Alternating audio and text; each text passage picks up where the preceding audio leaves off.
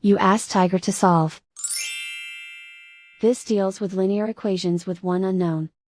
The final result is A equals 27 over 2. Let's solve it step by step. Isolate the A.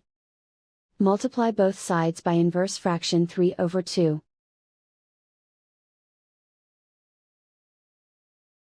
Group like terms. Multiply the coefficients.